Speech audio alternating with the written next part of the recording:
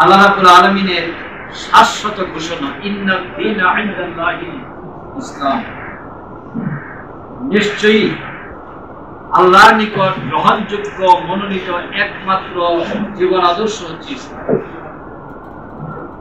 এটা কোনো ব্যক্তির মনোনীত আদর্শ নয়, এটা আল্লাহর আদর্শ। এই আদর্শ পৃথিবীর মানুষকে উদ্দীপ্ত করেছিল, উজ্জীবিত করেছিল, যার জন্য মানুষ এই আদর্শের পতাকা তলে সমবেত হওয়ার জন্য যারা সাড়া দিয়েছিলেন তারা জুলুম এবং নির্যাতনকে বুকে ধারণ করেছিল। তাদের কাছে এগুলো কোনো পাত্তাই পায় না। এই শক্তি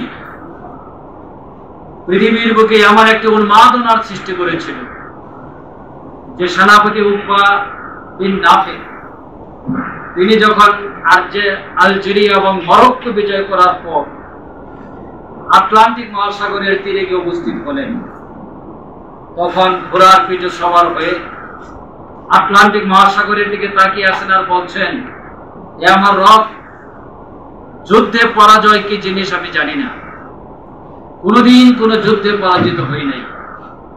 তোমার দিনের মহিমা প্রচার করতে করতে আজকে আমি এই পর্যন্ত এসে উপস্থিত হয়েছি। এই আটলান্টিকের ঢেউ যদি আমার সামনে বাধা হয়ে না দাঁড়াতো, তাহলে আমি পৃথিবীর শেষ প্রান্তে গিয়ে উপস্থিত হতাম, তোমার মহিমা উচ্চারণ করতে পারতাম। এই যে প্রাণ শক্তির সৃষ্টি করেছিল যে আদর্শ, সেই আদর্শের নাম হচ্ছে ইসলাম।